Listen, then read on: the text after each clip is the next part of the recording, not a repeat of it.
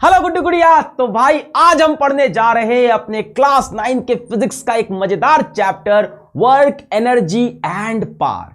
ये टॉपिक तो एकदम सर के ऊपर से जा रहा था और अगर पढ़ भी रखा है तो डेफिनेटली बहुत कुछ गलत पढ़ रखा होगा, कॉन्फिडेंस से बता रहा हूं।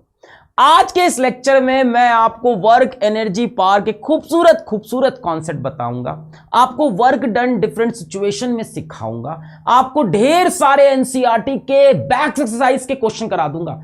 70-80% क्वेश्चन आपके बैक एक्सरसाइज के इस लेक्चर के अंदर हो जाएंगे, चाहे न्यूमेरिकल हो चाहे थ्योरी हो। पूरी एनसीईआरटी आपको घोट के पिला दूंगा और इसके बाद एग्जाम में एक भी सवाल वर्क एनर्जी पावर का आपसे नहीं छूटेगा अगर आप इस चैप्टर को सीरियसली अच्छे से पढ़ोगे।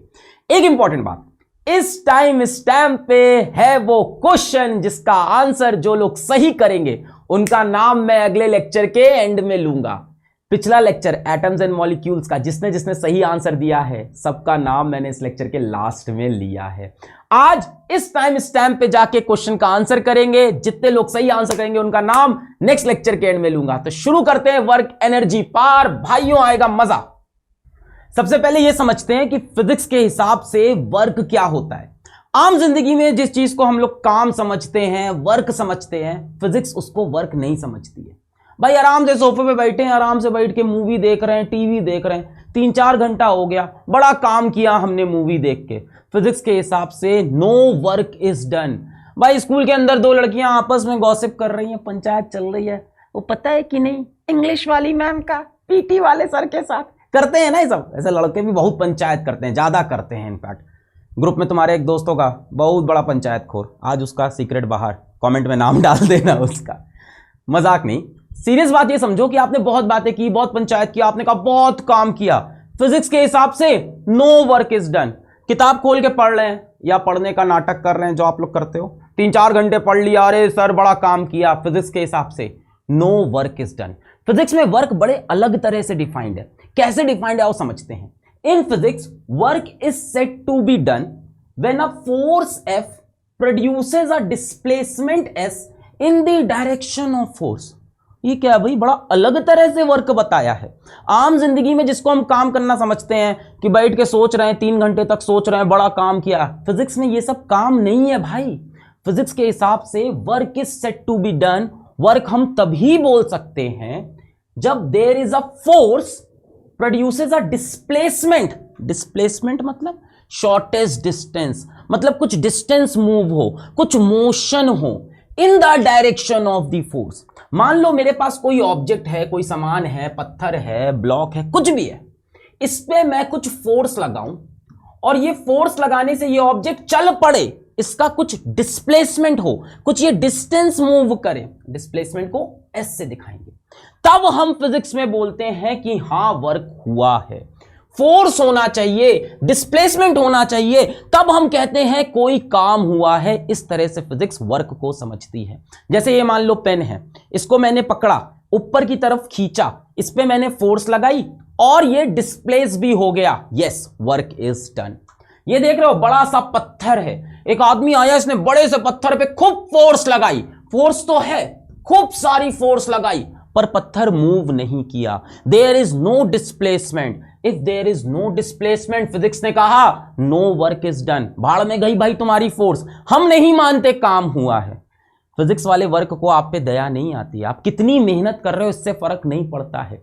क्या कोई फोर्स है, क्या कोई डिस्प्लेसमेंट हुआ है, तभी वर्क मानेंगे।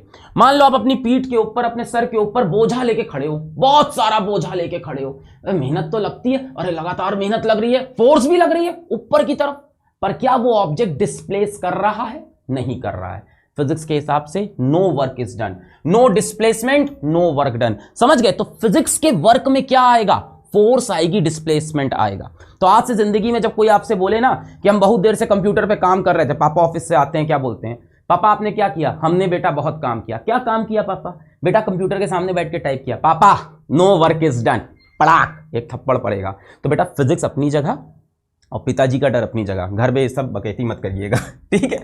समझ में आया? तो फिजिक्स के हिसाब से वर्क थोड़ा अलग है। जैसे ये देखो, pushing an object, object moves. इस आदमी ने एक ऑब्जेक्ट को धक्का दिया, धक्का दिया मतलब क्या लगाई भैया? फोर्स लगाई। और ऑब्जेक्ट मूव कर गया, मूव करेगा तो कुछ डिस्टेंस मूव हुआ, कुछ इसका डिस्प्लेसमेंट एस हुआ। फिजिक्स ने कहा यस वर्क इज डन। ये मैडम जी है, मैडम जी ने एक ट्रॉली खींची, पुलिंग अ ट्रॉली, ट्रॉली खींची मतलब क्या लगाया इसके ऊपर, फोर्स। ट्रॉली मूव्स, ट्रॉली आगे बढ़ गई, आगे बढ़ गई तो इसका थोड़ा सा डिस्प्लेसमेंट एस हुआ, वर्क इज डन। ये मैडम जी हैं क्या कर रही हैं, एक बॉक्स उठा रही हैं, बॉक्स को उठाया यानी फोर्स लगा रहे, फोर्स लगा रहे, ऊपर की तरफ फोर्स लग रही है और बॉक्स भी ऊपर की तरफ जा रहा, यानी ऊपर की तरफ क्या लगी, एक फोर्स लगी, ऊपर की तरफ बॉक्स का क्या हुआ, डिस्प्लेसमेंट एस हुआ, वर्क इज डन। ये है फिजिक्स में वर्क। फिजिक्स में वर्क की कुछ कंडीशन है, conditions for work in physics. पहली कंडीशन तो क्या है कि force is applied on object, पहली बार फोर्स होना चाहिए। दूसरी चीज ऑब्जेक्ट इज डिस्प्लेस्ड, कुछ ना कुछ डिस्प्लेसमेंट होना चाहिए। ध्यान से देखो, ये मान लो एक बॉक्स है, इस पे मुझे कुछ फोर्स लगानी होगी और इस फोर्स की वजह से इसे मूव करना होगा, यानी इसका डिस्प्लेसमेंट, यानी यहां से खिसक के ये कहीं यहां चला आया। अब फिजिक्स बोलेगी वर्क हुआ है अगर ऑब्जेक्ट मूव किया है।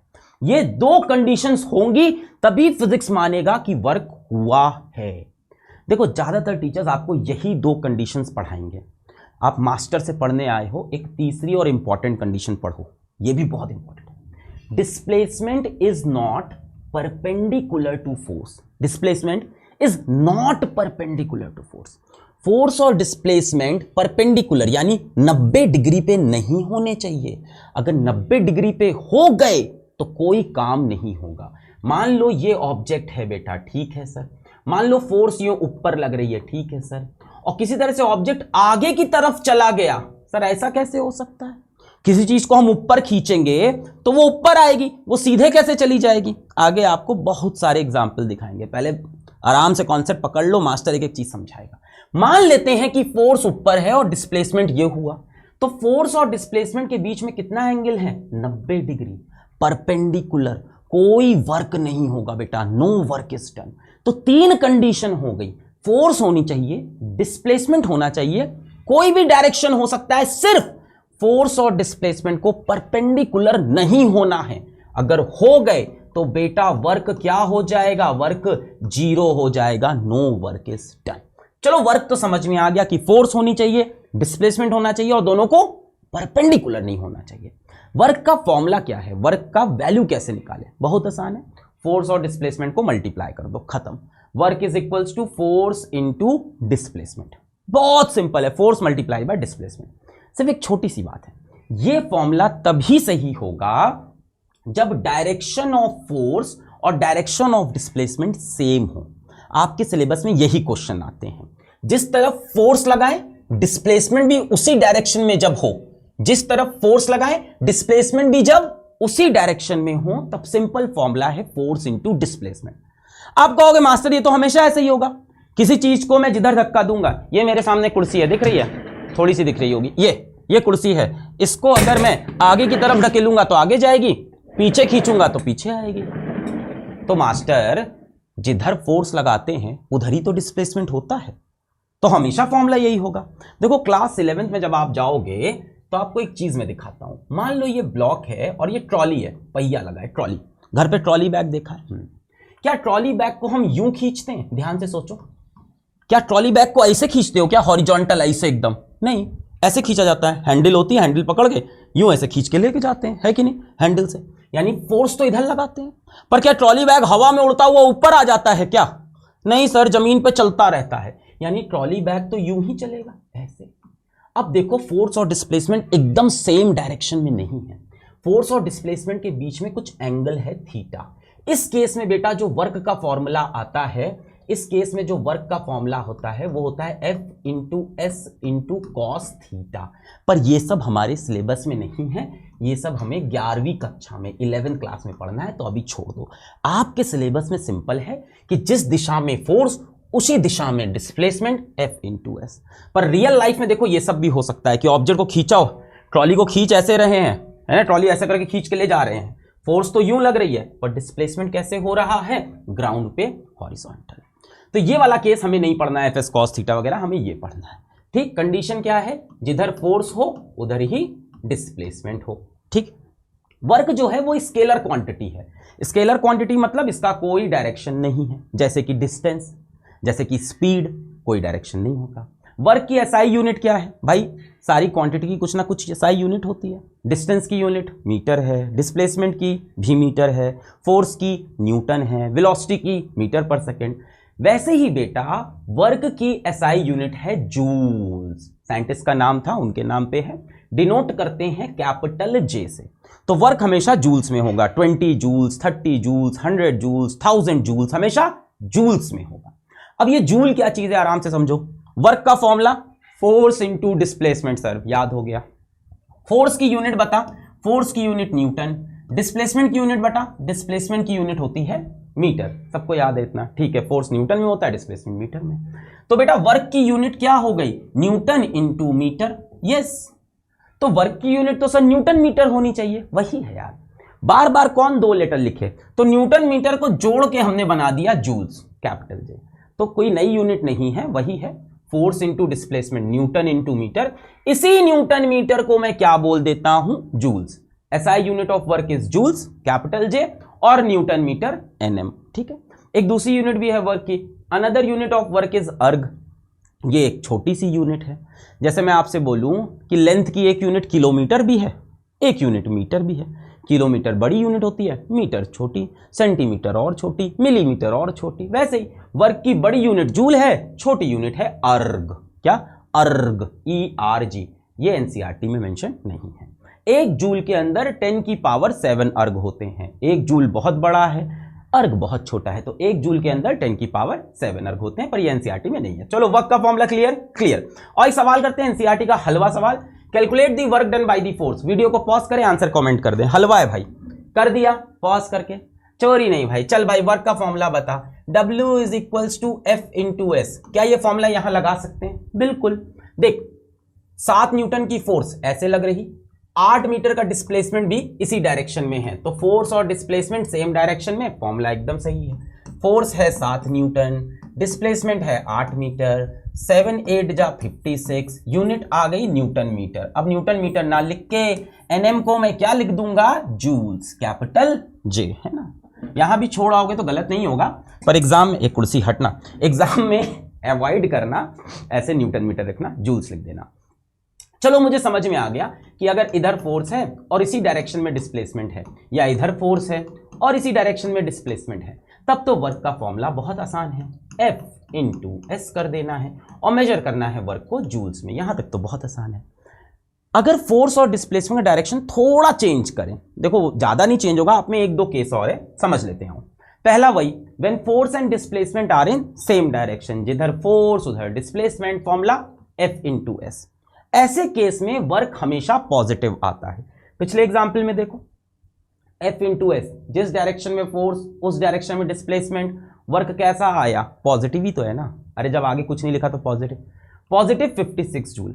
यानी जब फोर्स और डिस्प्लेसमेंट सेम डायरेक्शन में होते हैं तब बेटा वर्क कैसा आता है? पॉजिटिव आता है। ठीक है, इस टाइम फोर्स और डिस्प्लेसमेंट के बीच में एंगल कितना है? सर ये क्या बात? अरे यार देख, फोर्स कैसे है? ऐसे, डिस्प्लेसमेंट कैसे? ऐसे। ये दोनों लाइन क्या हो गई? Parallel line. पैरेलल लाइन के बीच में एंगल 0 डिग्री। तो इस टाइम थीटा की वैल्यू कितनी है? 0। थीटा क्या है? Angle between force and displacement. NCERT पूरे चैप्टर में कहीं इस एंगल का मेंशन नहीं करती, पर पता रखो कहीं पूछ लिया तो। दूसरा केस, ये तो क्लियर हो गया सबसे आसान, कि फोर्स और डिस्प्लेसमेंट किस डायरेक्शन में? सेम डायरेक्शन में, बीच में angle 0, formula F into S, और वर्क हमेशा कैसा आएगा? पॉजिटिव आएगा। ठीक है। दूसरा case, when force and displacement are perpendicular. Very important, इस पे बहुत सवाल एनसीईआरटी में दिए और मैं कराऊंगा आपको, ये याद कर लो। When force and displacement are perpendicular, जब 90 डिग्री पे हो, जैसे मान लो डिस्प्लेसमेंट यूं हो रहा है, फोर्स नीचे लग रही है। एग्जाम्पल्स आगे बहुत दिखाऊंगा, टेंशन मत लो, अभी पहले समझ लो इस चीज को। अगर डिस्प्लेसमेंट यूं हो रहा है, बॉडी इधर जा रही है, फोर्स किधर लग रही है? नीचे की तरफ लग रही है, तो बेटा यहां पे एंगल कितना हो गया? बताओ। डिस्प्लेसमेंट इधर, फोर्स इधर, एंगल कितना हो गया? 90 डिग्री। Theta is 90 degree. इस केस में वर्क कितना आता है? 0। No work is done, work done is equals to 0। तो कहीं पे भी फोर्स और डिस्प्लेसमेंट पल्पेंडिकुलर दिख जाएं, कैसे? पल्पेंडिकुलर दिख जाएं, कैसे? पल्पेंडिकुलर दिख जाएं 90 डिग्री पे, तो वर्क डन, क्या हुआ, कुछ खराब हुआ ऑडियो में? हाँ, तो वर्क डन 0 लिख के आ जाना। चलो क्लियर हो गया। तो एक केस हो गया, फोर्स और डिस्प्लेसमेंट किधर है? सेम डायरेक्शन में, जिधर फोर्स उधर डिस्प्लेसमेंट। फिर मैंने क्या किया, फोर्स को नीचे ले आया, परपेंडिकुलर हो गए। एक बार दोनों लाइन एक साथ थी, एक बार इधर लाए, अब इसको खोल के अपोजिट करते हैं, अपोजिट। एक बार दोनों सेम डायरेक्शन में, एक बार 90 डिग्री पे, एक बार opposite. When force and displacement are in opposite direction, यानी मैं बॉडी पे फोर्स तो इधर लगा रहा हूं, पर ये बदतमीज बॉडी पीछे की तरफ मूव कर रही है। क्या ऐसी बदतमीज बॉडी है यार? किसी चीज पे मैं फोर्स ऐसे लगाऊं और वो चल के इधर चली आए, ऐसा हो सकता है? हो सकता है। अभी दिखाता हूं, अभी दिखाता हूं, इधर ही दिखाऊंगा, पहले समझ लो। फोर्स अगर इधर लगी और डिस्प्लेसमेंट अपोजिट डायरेक्शन में हो गया, इस केस में जब अपोजिट हो जाए दोनों, तो वर्क का formula minus F into S. Same direction में है तो प्लस, अपोजिट डायरेक्शन में है तो माइनस कर दो। इस केस में जो वर्क डन आता है वो कैसा आता है? नेगेटिव वर्क आता है, माइनस में वैल्यू आती है। ठीक है। अच्छा यहां बताओ, फोर्स और डिस्प्लेसमेंट के बीच में एंगल कितना है? बहुत आसान है बेटा। फोर्स किधर है? इस तरफ, ये जूम। डिस्प्लेसमेंट किधर? इसके अपोजिट डायरेक्शन में, इधर जूम। बेटा इन दोनों लाइन के बीच में एंगल ये कितना दिख रहा है? पूरा 180 डिग्री। तो थीटा कितना हो गया? 180 डिग्री। तीन केसेस समझ में आ गए। फोर्स डिस्प्लेसमेंट साथ में है तो F into S positive work. Force displacement perpendicular है तो वर्क डन सीधा 0। फोर्स डिस्प्लेसमेंट अपोजिट डायरेक्शन में तो minus F into S negative work. ये मैं आपको दिखाता हूं कैसे हो सकता है। बिलीव ही नहीं हो रहा है। किसी चीज को इधर ढकेलेंगे तो वो इधर ही जाएगी ना, इधर कैसे आएगी? अभी दिखा देता हूं भाई। ये देख, मान ले एक बॉल है और बड़ी बॉल है, तेरे शरीर के साइज की ball, size of your body, बड़ी सी बॉल उधर से रोल करती हुई आ रही है। भगना नहीं है, रोकना है उसको। भगने लगे, भागो। बड़ी सी बॉल आ रही है, मुझे इसे रोकना है। बॉल किधर मूव कर रही है? इस तरफ, मेरी तरफ उधर से आ रही है। मैं कैसे रोकूंगा? अपोजिट डायरेक्शन में फोर्स लगा के ऐसे पकड़ूंगा, थोड़ा पीछे खिसकूंगा और थोड़ी दूर आके ऐसे रोक दूंगा। है कि नहीं? हाँ। यानी बॉल का मोशन तो इधर होता रहेगा और बॉल धीमे धीमे धीमे स्लो होती जाएगी। है कि नहीं? बॉल धीमे धीमे स्लो होते होते होते होते एक जगह पे आके रुक जाएगी। और मैं फोर्स किधर लगा रहा हूं? उस तरफ, इन दैट डायरेक्शन। बॉल किधर मूव कर रही है? इस तरफ। देख, एक बॉल रोल होती हुई आ रही है। कैसे आ रही है? रोल। उधर से ऐसे चलते हुए रोल होते हुए आ रही आ रही आ रही आ रही आ रही। मैंने और रोकने की कोशिश की और रोक दिया, पर इस पूरे दौरान मैंने फोर्स इधर लगाई और इस दौरान बॉल का डिस्प्लेसमेंट इस डायरेक्शन में हुआ। यानी फोर्स और डिस्प्लेसमेंट, फोर्स इधर, बॉडी का डिस्प्लेसमेंट इधर। एंगल कितना? 180 डिग्री। वर्क डन कितना हो जाएगा? कैसा वर्क हो गया? नेगेटिव। तो किसी चीज को जब आप रोकने की कोशिश करते हैं तो कैसा वर्क होता है? Negative. Stopping a moving object कैसा वर्क होता है? उस टाइम पे नेगेटिव वर्क होता है। समझ में आया? चलो आओ एक सवाल देखो। एनसीईआरटी के बहुत सारे सवाल मैं आपको आज करा दूंगा। एनसीईआरटी ने अच्छे सवाल दिए इस चैप्टर में। बोल रहे हैं कि बताओ इसमें से कौन सा जीरो वर्क है, कौन सा पॉजिटिव वर्क है, कौन सा नेगेटिव वर्क। कमेंट करके बता दो। ये ए, ये बी, ये सी। वीडियो होगा पॉज और नीचे आएगा कमेंट कि ए में पॉजिटिव, किस में पॉजिटिव, किस में जीरो, किस में नेगेटिव। कर लिया? बदमाशी नहीं भाई, कर लिया। चलो अब देखते हैं। फोर्स इधर है, डिस्प्लेसमेंट इधर है। मुझे साफ साफ दिख रहा है कि थीटा कितना है? 90 डिग्री। नहीं भी दिख रहा है, परपेंडिकुलर दिख रहा है। परपेंडिकुलर केस में वर्क डन कितना आता है? 0 आता है।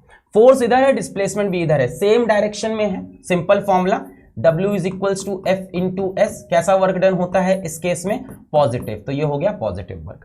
फोर्स इधर है, डिस्प्लेसमेंट इधर, अपोजिट डायरेक्शन में है।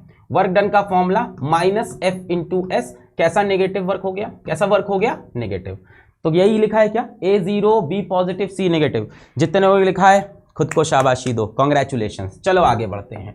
नेक्स्ट, एनसीईआरटी का एक बहुत ही खूबसूरत सवाल, आओ देखते हैं। A mass of 10 kg is at a point A on a table. एक 10 kg का मास है, पॉइंट ए पे रखा हुआ है। ठीक है सर, पॉइंट ए पे रखा है। It is move to a point B. इसको मैं मूव करा के कहां ले आया? पॉइंट बी पे ले आया। इसको मैं मूव करा के पॉइंट बी में। If the line joining A and B is horizontal, A और बी को जोड़ने वाली लाइन कैसी है? हॉरिजॉन्टल। मैंने हॉरिजॉन्टल बना दिया। What is the work done on the object by the gravitational force? Explain your answer. What is the work done on the object by the gravitational force? जरा ध्यान से समझो। इस ऑब्जेक्ट पे कुछ वर्क हुआ भी है कि नहीं? डेफिनेटली वर्क हुआ है। जो तुमसे बोल देना यहां वर्क डन 0 है, एक थप्पड़ मारना उसको जाके, उसको फिजिक्स नहीं आती है, वर्क हुआ है। ध्यान से समझो, इस ऑब्जेक्ट को मैं जब इधर खींचूंगा, फोर्स लगाऊंगा, तभी तो ये इधर मूव करके आया होगा। तो वर्क तो हुआ है। किसने किया? मैंने किया, तुमने किया, या तुम्हारी उन्होंने, किसी ने भी किया। किसी ने इसको खींच के यहां से यहां तक कोई लेके आया होगा, यानी इस पे फोर्स भी लगी होगी और इसका डिस्प्लेसमेंट भी हुआ होगा। तो yes, work is done. But physics पढ़ने आया तू, क्वेश्चन देख, work done on the object by the gravitational force. ये नहीं पूछ रहा तुमने कितना काम किया, मैंने कितना, कह रहे हैं ग्रेविटेशनल फोर्स ने कितना काम किया। अब सवाल इंटरेस्टिंग हो गया है। अब एक बात बता, ग्रेविटेशनल फोर्स किधर लगेगी? किसी भी ऑब्जेक्ट पे ग्रेविटी की फोर्स किधर लगती है? नीचे की तरफ, है ना, डाउनवर्ड्स लगती है। तो क्या ग्रेविटेशनल फोर्स इधर लगेगी? Fg, ग्रेविटेशनल फोर्स क्या नीचे लगेगी? यस। क्या इसका डिस्प्लेसमेंट यूं हो रहा है? यस। बोल रहा है ना A and B is horizontal, A और B हॉरिजॉन्टल है। क्या फोर्स और डिस्प्लेसमेंट परपेंडिकुलर है? बिल्कुल, 90 डिग्री पे है। अगर 90 डिग्री पे है तो क्या वर्क डन 0 होगा? बिल्कुल। इस बॉडी पे वर्क डन 0 है। गलत बात, गलत बात। इस बॉडी पे work done by gravitational force is 0, सही बात। यही लिखा गया, the work done on this object by gravitational force is 0। कोई तो वर्क किया ही होगा इस पे, तभी तो ये इधर मूव किया। पर ग्रेविटी की फोर्स ने कोई वर्क नहीं किया। वो चैन से नीचे खींच रही थी, नीचे आ जा, नीचे आ जा, वो नीचे आ ही नहीं रहा है, वो सीधा चला जा रहा है।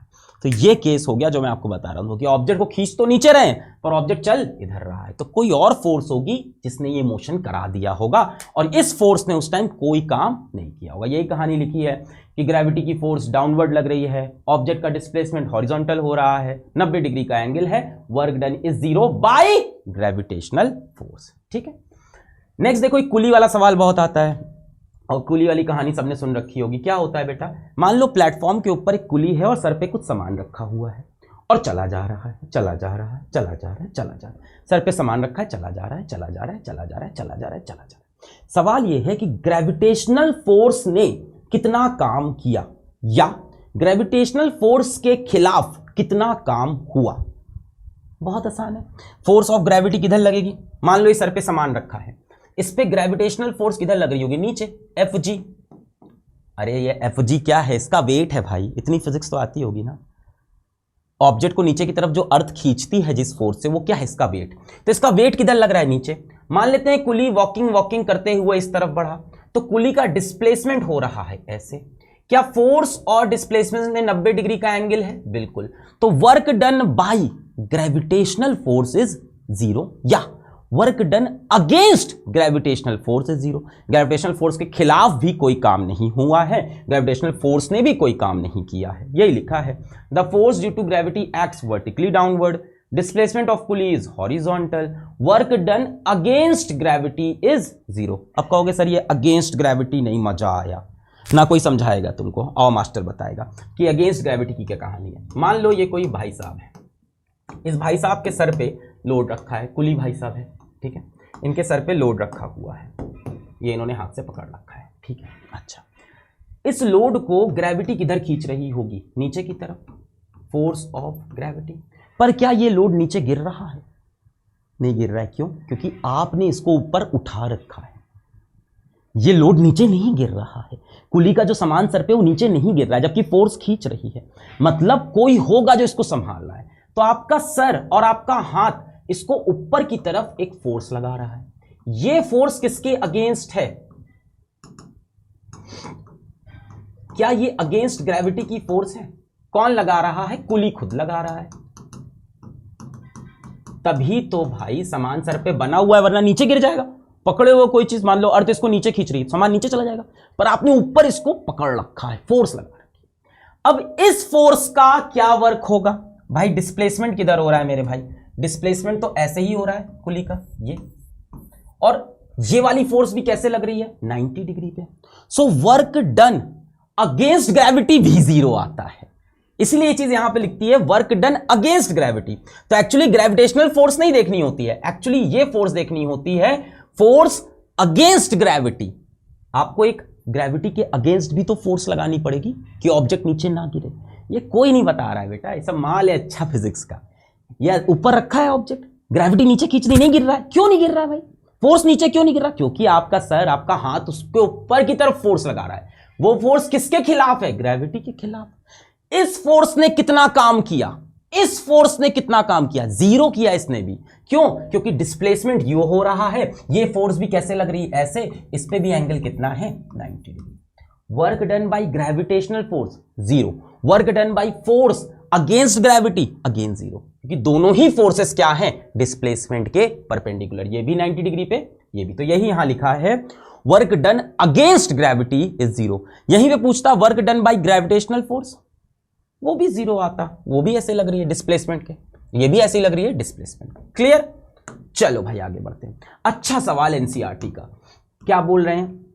An object thrown at certain angle to the ground. क्या किया? एक ऑब्जेक्ट को किसी एंगल पे फेंका ग्राउंड से। ये क्लास 11th में आप पढ़ोगे, प्रोजेक्टाइल मोशन कहते हैं इसको।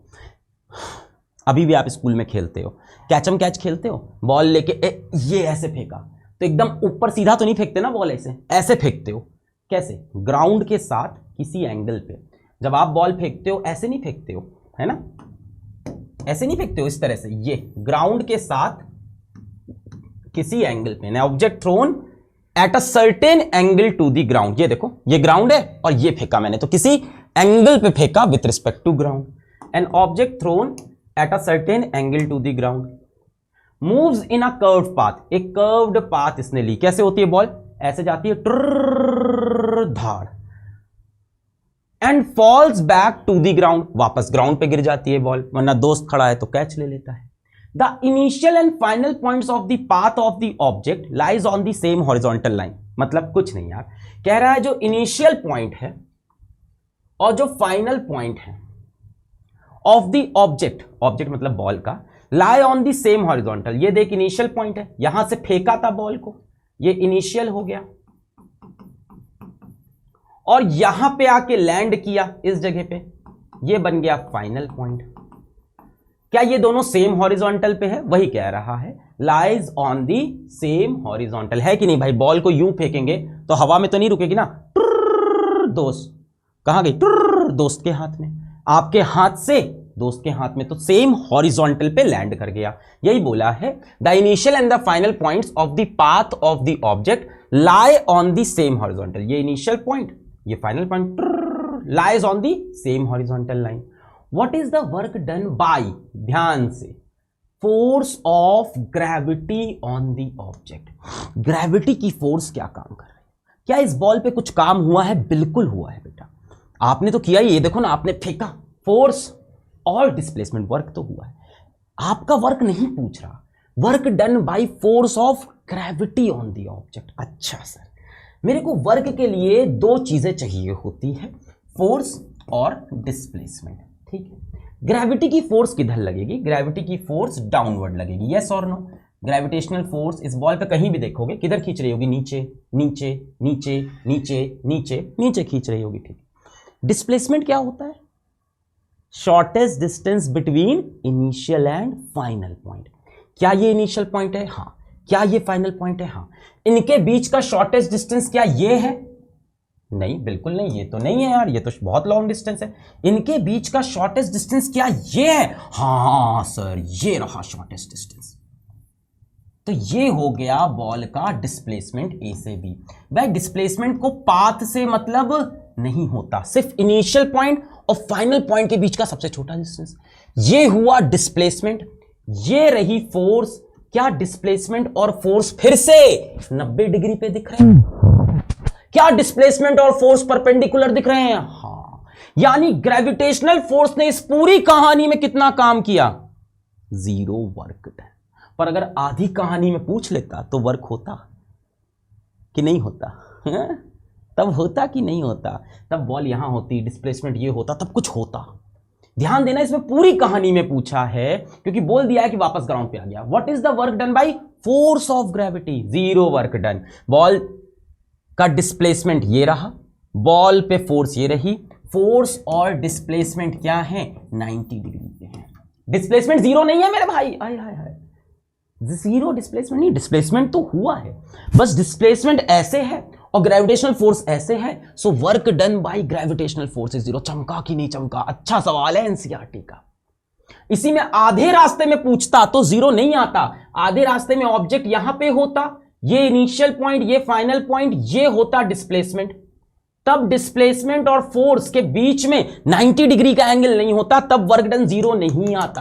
पूरे रास्ते का जीरो आएगा, आधे रास्ते का जीरो नहीं आएगा। तो यही बात यहां पे लिखी है, वर्क डन क्या आएगा? Zero. The work done on this object by force of gravity is zero. Seven reason है कि ये ग्रेविटी की force downward, displacement is horizontal 90 degree. ठीक, चलो अब देखो एनसीईआरटी का सवाल है, बहुत सारे एग्जाम्पल दिए हैं, पूछा किसमें वर्क हुआ है किसमें वर्क नहीं हुआ है। आओ देख लेते हैं। सबसे पहले एक प्यारी बच्ची है हमारे पास, उसका नाम है Suma, is swimming in a pond.